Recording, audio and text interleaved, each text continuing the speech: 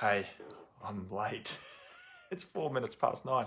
Hello, good morning, my friends. It is Chat with Matt. It is the 13th of May here in New Zealand, 2020 still. Chat with Matt, half an hour, shoot the breeze, talk about whatever's going on. I have just opened my computer up. I kind of meditated in. Well, I slept in first and then I meditated in. I was like, right, I've only got 45 minutes for my meditation. And I thought I'd be okay with that.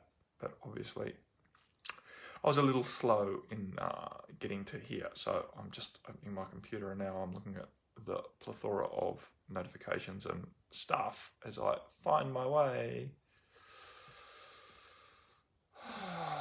Take a deep breath and relax to the right place, the bright light facilitators, which is about to be changed to the bright light beings.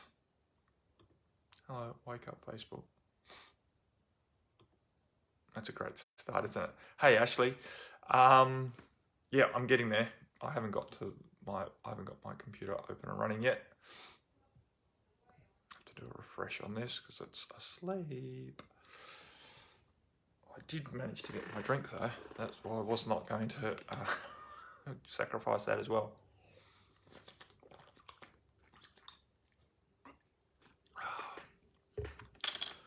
Whew. 2 people want to join this group. I better let them join. Hello Mary, hello Matthew. Approve, confirm, discussion. Okay, I did put, there's me, there's Ashley's heart.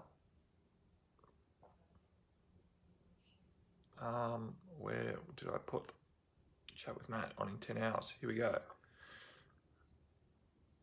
Andy asked, how can I change repeated bad habits, cycles, etc.? Oh, that's a good question, isn't it? We can really dig into that, Andy. Thank you very much. First thing is to work out, is to get a handle on the idea that it's a quote unquote bad habit, because that doesn't help. Labels and judgments don't help, because if you've got a bad habit, it kind of makes you a bad person. It just happens that way.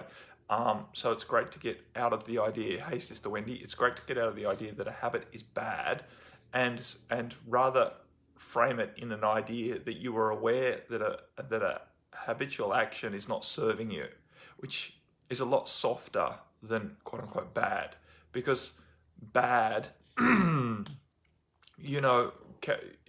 is a it comes with a punishment, it's a judgment. And as soon as we make judgment on ourselves, then we're expecting sentencing, right? And then punishment to be delivered, because that's how it goes. That's what we've experienced in the past. We've been judged, sentenced, and punished time and time again. Many of us, hey Sister Rosie, so particularly those of us who have chosen to stand up and shine ourselves out as light workers or whatever on this planet, we've basically been judged, sentenced, and punished many times for just being ourselves. Which has left us with various layers of low self-worth and not good enoughs and fear around being seen, shining, and all the rest of it. So, just getting back to habits and what we loosely our society calls them bad habits, right? Habits that are detrimental to our well-being or detrimental to someone else's well-being, or in somehow produces a result that we class as negative, or which is not negative, or a negative result. It's not a wrong result. It's just not what we wanted. We have to understand that good and bad comes from the perception, our perception. What you might class as a bad habit, someone else might class as a good habit, right? And they're not wrong. They're just of a different perception. They're just coming from a different viewpoint on the same behavior. And so, hey, Brother Phil. And so, first and foremost, the way to change repeated habits, cycles, behavior that you feel isn't serving you anymore is to stop labeling it as a wrongness, because what you resist persists. When you label something as a bad habit, hey Sister Gal, when you label it as a bad habit, you create stress, because as soon as you do it, you're doing something that's wrong, right? And doing a wrong thing creates stress automatically in our body, and when we're stressed, we contract. And when we contract, we hold on even tighter to what we've got. So you don't change anything by stressing yourself or trying hard to fix what you are judging as wrong or bad, a bad habit, right? So first and foremost is to relax around the behavior and perhaps do a little bit of inquiry as to why you keep doing it. How is it serving you? Now you might say, well, it doesn't serve me, but I can guarantee you it's serving you in some way, otherwise you would not be doing it, right? And we can understand that we grow out of it and we can say, well, it's not serving us now. And we have to think, well, how did it serve us in the past? Why have we developed this habit, right? And so things like, numbing experiences like, perhaps your bad habit is smoking or drinking or some other quote unquote addictive behavior or eating the wrong foods. I don't know. And it might not be you at all, Andy, so I apologize if I've got it completely wrong in general. But what we tend to do, I've got to be careful I don't lose my plot here. What we tend to do is that behavior appears because we are not coping well with our current situation and we need something to dull our pain, right? Dull our pain around the current situation that is not conducive to our happiness, right? So it's a coping mechanism. A lot of the quote unquote bad habits that we pick up, a lot of the habits that we realize are not serving us in the bigger sense of the scheme are coping mechanisms that we've picked up at some time in the past when we weren't coping very well with the current situation that we were facing or our emotional response to the current situation that we were facing.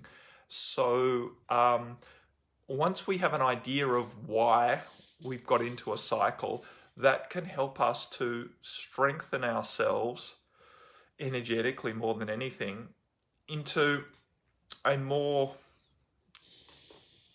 mature way of coping with that same issue. So for example, if you're struggling, if you've found yourself habitually using alcohol to numb your pain, then becoming aware of what your pain is going to allow you to find other ways of achieving that result, right? Which might include meditation, it might include exercise, it might include some sort of counseling or therapy where you dig into it a little bit and help yourself develop a different perception to what you are experiencing, a perception where you're more empowered to actually change the root cause rather than to take on drinking alcohol or using some other substance to get out of the pain. Rather go to how can I change my perception to the pain so that the pain isn't so strong, so intense to start with, and then I'm not going to need a numbing substance, and therefore it's going to be easy to stop using it. If you're trying to stop a habit that is still functioning for you in a way, e.g. it's numbing your pain or something, hey Sister Luna, and you're just trying to stop that because you've labeled it as a bad habit, you realize, well, it's not doing anything for my liver, it's not doing anything for my relationships, it's not doing anything for my work success, right? We realize that using this alcohol has a whole lot of negative side effects to it. I want to stop it. You're not going to have a good chance of stopping that if you have not yet found a way of dealing with the pain that you took the alcohol to start with for, right?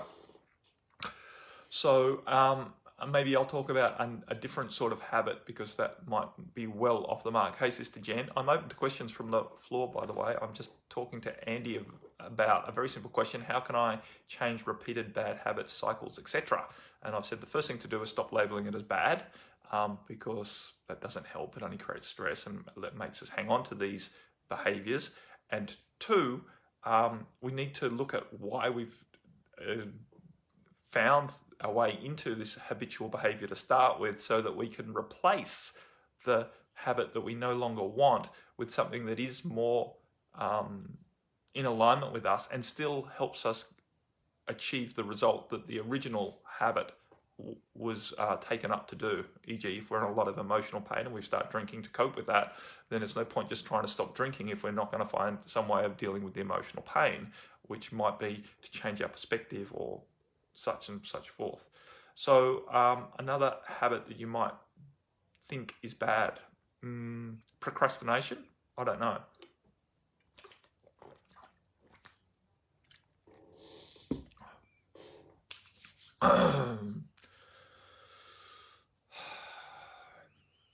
Hopefully that's answered it for you, or at least got you somewhere along the pathway of answering that, Andy. And I don't think I've seen your name scroll up, so I don't think you're with me right now.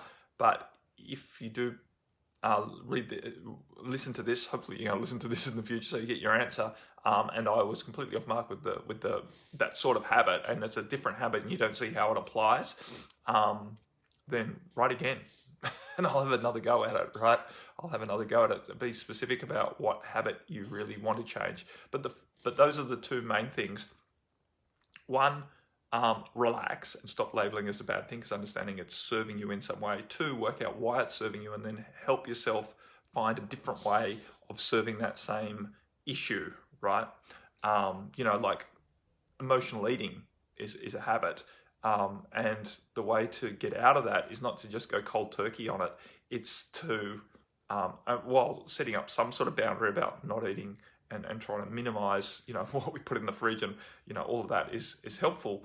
But it's also helpful to work out what emotion am I feeling that needs, that feels that it needs some stability in eating, some sort of, comfort. And then look at how else we can comfort ourselves without using food, right? And perhaps how we can change our perspective to this, and what other practices we can use to help our emotional release happen more effectively, so that we're not needing to stuff it with food, as another example. And I was going to use procrastination as an example. Many of us use procrastination as a bad habit to avoid doing things we're scared of doing.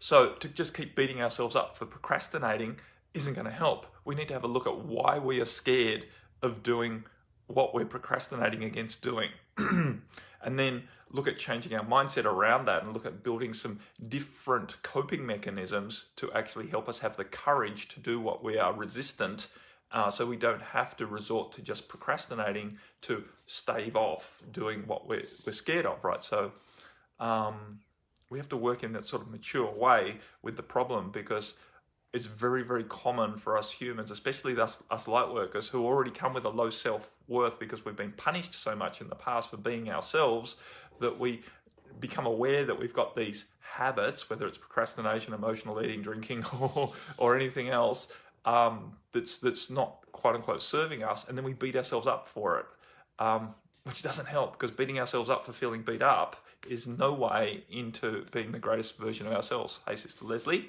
So we need to look at how we can work through those habitual tendencies, whether it's procrastination, emotional eating, alcoholism, something else, pick something else, a habit that we don't appreciate about our life, and replace it with something, a therapy, a state of being, a different habit, maybe exercise, maybe meditation's a great habit to pick up. Although I know some people who have a problem with overly meditating, right? They spend too long meditating and use that as a way of avoiding interacting in the world, which is not quote unquote balanced, which doesn't mean 50-50, but it means it's not really serving them to be the greatest expression of themselves, right? Because meditation is a tool, not an experience unto its own, right? And it can be an experience unto its own, which is supposed to be inspiration to get out there and be it in the world, not just to exist in the meditative state, because you can do that without a body, right? You can do that on the other side. You're here in a body to do things, and so it's important that we don't lose ourselves to our spiritual practice and just enjoy our spiritual practice so much that we don't involve the rest of what we have available to us in this awesome matrix of illusion that we find ourselves in, available to express ourselves in all sorts of expansive ways. So I think I've talked my way through that question. What's next? Who's next? Reach out. That was all I had ahead of time. I'll come back to here just to make sure I'm not missing any questions. Have I been missing questions? No, I think I have, but I don't remember seeing Rosie say good morning. But then again, I might not have been watching very well. Oh my God. Come back. I don't want to invite other group members to watch. I just want to get back to the live stream. Hey, there you go. Oh, look, it's there now. Anyway, my friends, what's next? Hit me up with a question. I was on a roll. I was going well.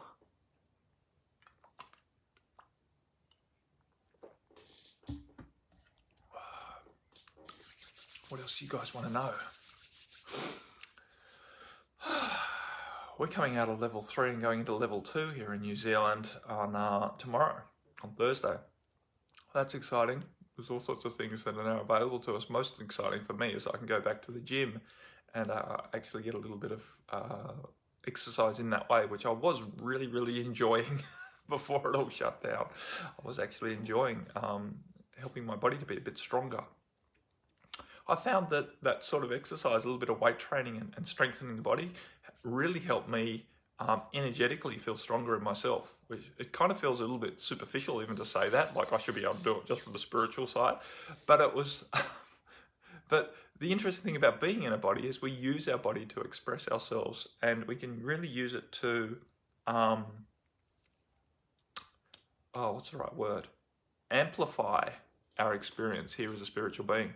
And so I found it was a really good adjunct to, that's a good word, isn't it, adjunct? It was a really good adjunct to actually do some weight training along with my, conscious work to be more in my solar plexus and more strong in myself, more strong in my energetic radiance, to actually be stronger in my physical body. It was kind of working really nicely hand in hand. So I'm looking forward to getting back to that. While I have been doing a bit of walking, it'd be good to get back into a little bit of weights. What else? I've got a kind of little bit of a lull now after working like a bugger last week to get my package finished for coming up on Wisdom of the Ancients. Awesome, Leslie. Yeah, it is good. So I'll put it out there to you guys who are looking, who are working with strengthening your solar plexus and strengthening your presence in the world. Go for it, Jen. Ask me a question. That doing a bit of strength work, and it doesn't need to be going to the gym. You could do it at home, just doing calisthenics or whatever. But actually building a bit of strength in your body actually has a great encouraging effect on that. Helps us to feel a little bit more confident in the world. Not sure how to ask it.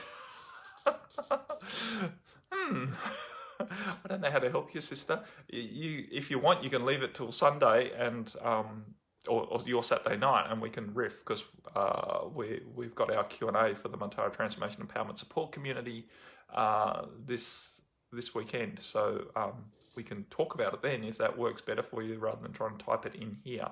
So that's also an option.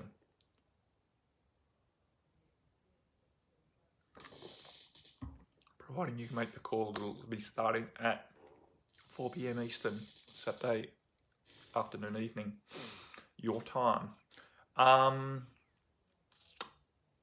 Yes, what else was I saying? While Jen maybe asks a question or maybe not. Anyone else want to ask a question? You can beat it to it if you want to.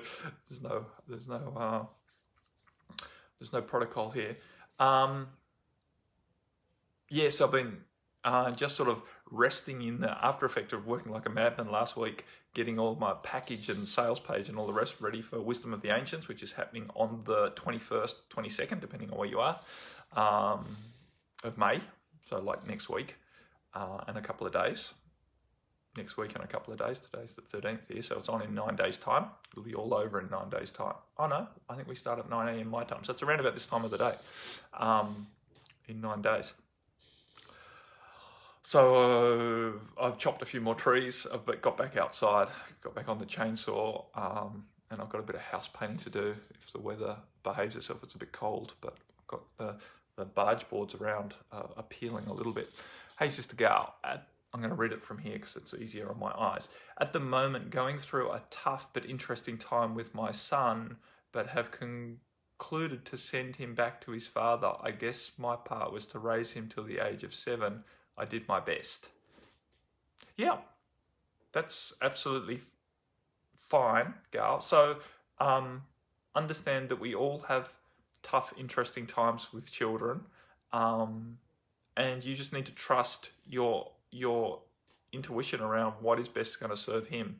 and not just try and get rid of the problem out of frustration, right? Because you can't avoid the problem. But I'm not saying that it's not for his best good to go back to his dad, because it may well be. So be okay with that. First and foremost is to really dig deep into the awareness of what's going on in the relationship between you and him, and why it's not working for him there with you right now, why it's not working for you with him there right now, and inquire as to whether that can be improved, and whether it's appropriate to be improved, and then make the decision as to whether it would be better for him to go back to Africa or not. I love that. I did a lot of work to not even attach to my children or shame, blame, guilt trip myself, but to be insulted by my son continuously is a no-no. Right, so you need to work out why he's insulting you. Right, because it's not his problem. It'll be a reflection of the energy that you're holding. And yeah, of course, habits get formed, but you can't just discipline him out of that habit.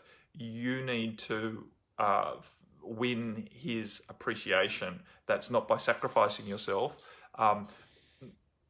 To win his respect is going to require you to hold yourself energetically very strong in his eyes, right? And to explain to him in a way that he gets what's not appropriate about his behavior, but making him wrong about his behavior is not going to work. And just sending him to Africa as a punishment or just to get out of the issue is also potentially not the best. So I'm not saying that he shouldn't go back, but I am encouraging you not just to send him to get rid of a problem that you can't face and you don't want to face, and that is painful right now, right? Because obviously it's very painful when our children disrespect us, especially if they do it habitually. But we have to understand there's a relationship at play here, and it's never just a problem on one side, right? He will be reflecting energy back to you, and mother-son relationships are very, very interesting in that regard. So be willing to dig a little deeper before you come to a conclusion, Sister Gal.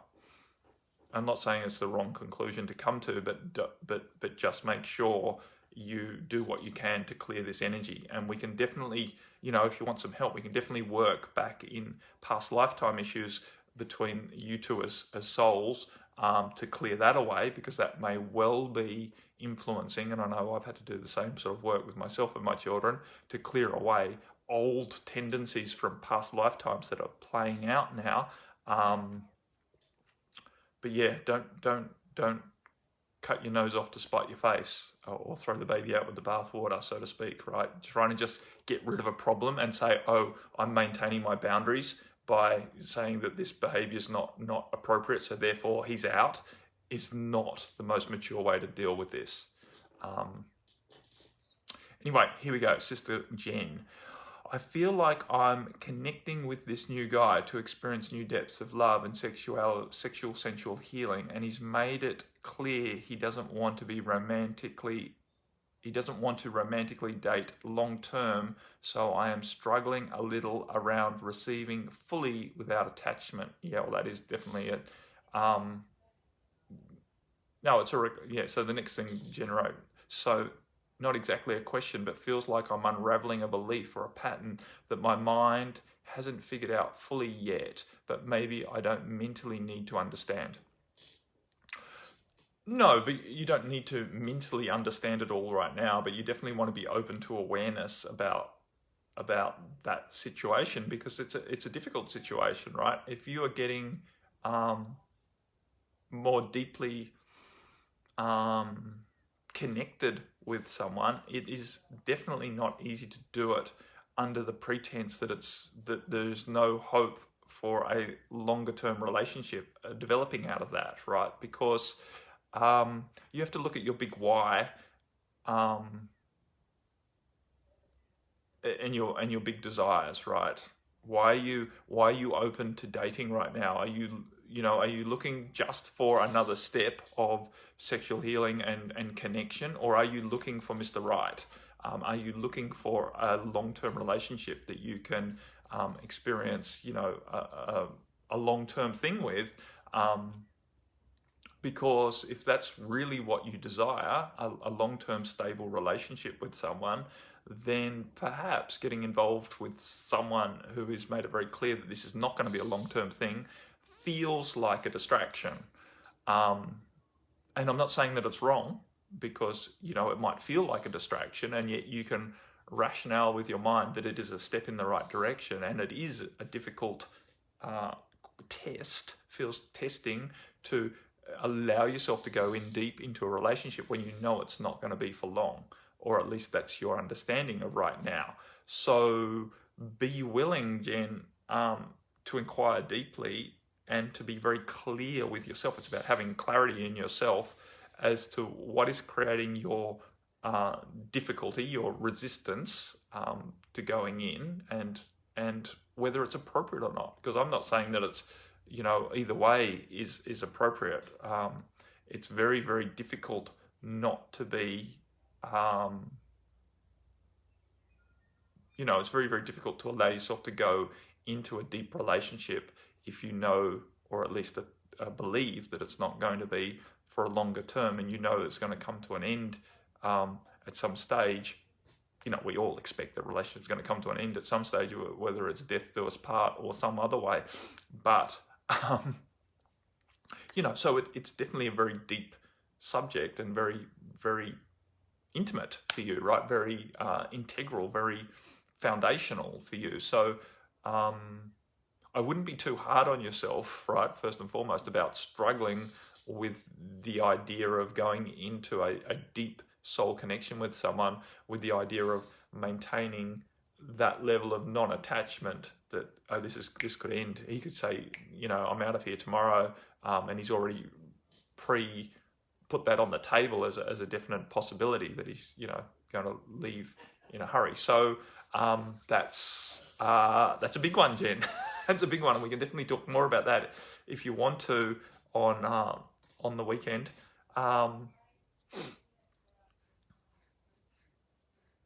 So it could be an awesome opportunity for you to really fall deeper into receiving without attachment if you can play that game. And generally, it's going to be a little challenging for you. So if you're up for the challenge, go for it. And if you're not, I wouldn't be one to quote unquote blame you for not choosing to go as deeply as you might into that relationship, if that's the way it's happening. And understand that perhaps his sentiments might change, but you can't hold hopes on that, right? So everyone always keeps changing. Even someone who says yes, I'm into it. Oh, let's get married. Can change, which can be very painful as well. So perhaps even more painful than this situation.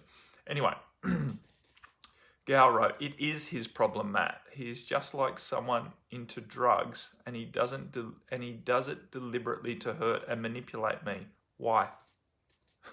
Why have you attracted that into your life, Gal? Because you weren't just unlucky. Okay, he wants to play games." And when restricted, he gets violent like someone into drugs. I held conversations with him. He apologizes but still continues with the same behavior. Is it the kind of, if you do not give me what I want, you will regret it? Yeah, so he definitely needs some healing. And is he going to get that with his father? So, anyway, as I said, there's definitely some clearing work to do from way back with this situation, and there's definitely ways that you can hold space to help him evolve through that. So the thing with kids today is working with authoritarian discipline does not work.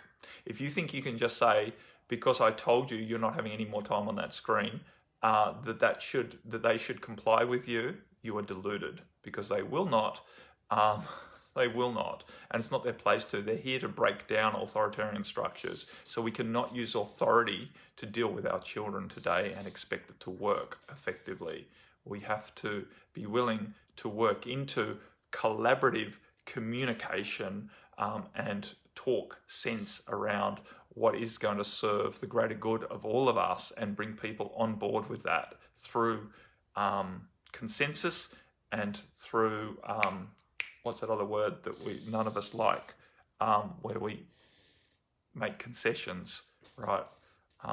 There's another word that people don't like, and I can't think of it, where we actually, it sounds a little bit like a sacrifice, but it's not always. But anyway, of course, so Gal went on, of course I see some patterns of the man I had in my life, including his father, playing out, but it's extreme, Matt, and well, everything's extreme right now. That's the point, Gal. Everything is extreme right now because of where we're at in our evolution on this planet. Everything is extreme, and anything that needs to be cleared is coming up right now, and it's intense. So don't make the intensity of this a wrongness. The intensity of this is your opportunity to work with it, and it's becoming very, very, no, it wasn't surrender, Leslie, but anyway, it was a word that starts with C, but it doesn't matter.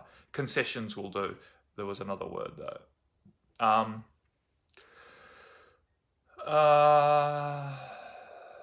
Oh, I've lost it. So there's another comment. I am not taking insults as being disrespectful. I mean insults and calling names, which he does to his sister too.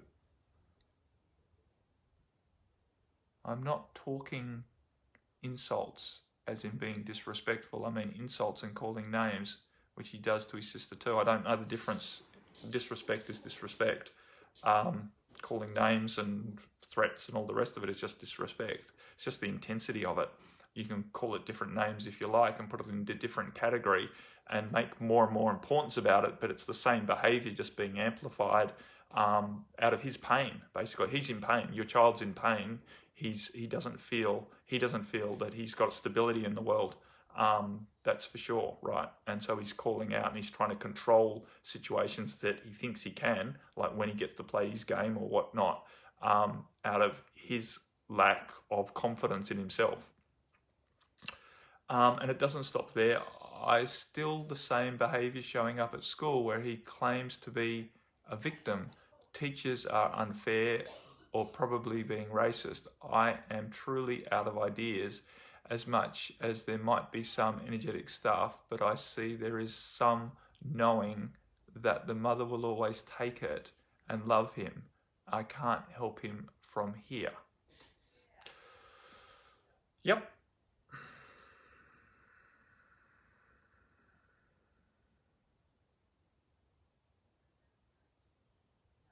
He is in a lot of pain, by the way, Gal. So he's not a bad person. I do want to put that out there. He's not a bad person. He's really, really struggling. He's had a tough upbringing thus far. And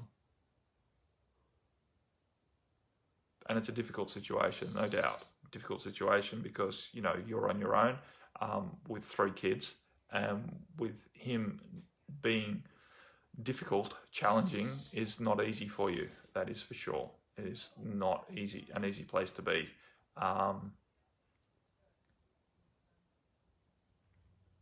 Question is whether he's going to do well with his dad, whether he's actually going to get the grounding he needs and find himself as a man. It's a question to meditate on. That's the point.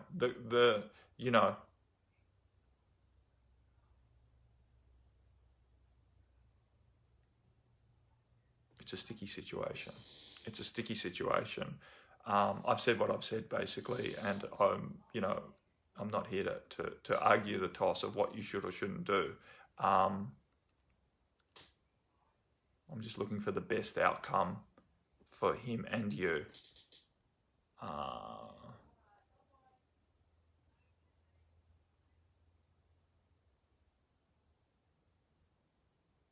Yeah.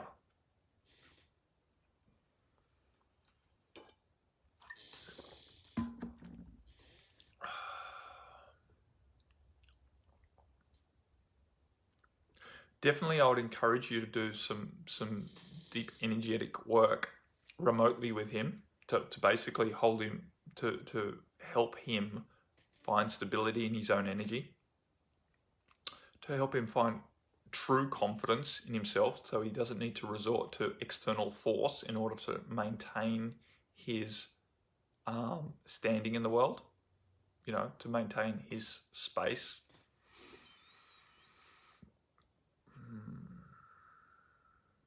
So that would be a good start. Either way, whatever you choose to do, it would. There's definitely work you can do to help him release the pain that he's carrying from the past, that is instigating this instability in his energy that has him lashing out and trying to control things on the external, so that he can reconnect to his own light more powerfully and thus feel more stable within himself, more confident within himself, to not need to resort to violent behavior in order to gain a sense of being in the world, right? We find with all people who are bullies, and I'm not really calling him a bully, but he's using that bullying, violent behavior to assert himself in the world. It comes from a lack of confidence. And so violence in men usually comes from a lack of confidence. That's the truth of it, right? Men who are violent are generally men who don't feel good about themselves, and so they lash out. They use what they have to assert themselves in the world, to feel a sense of strength, and so violence or abusive language is what they resort to.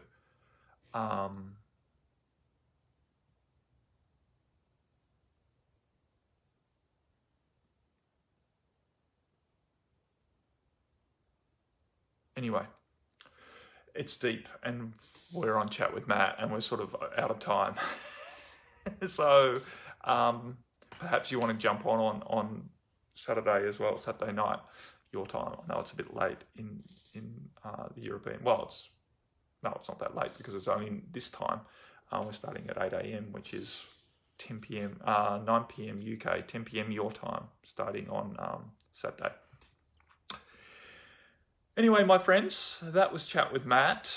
Started off with the habits, went through I can't remember what was in the middle.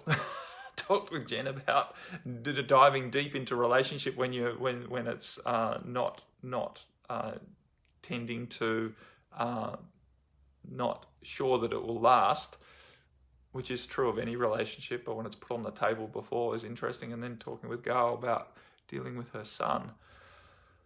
All good stuff.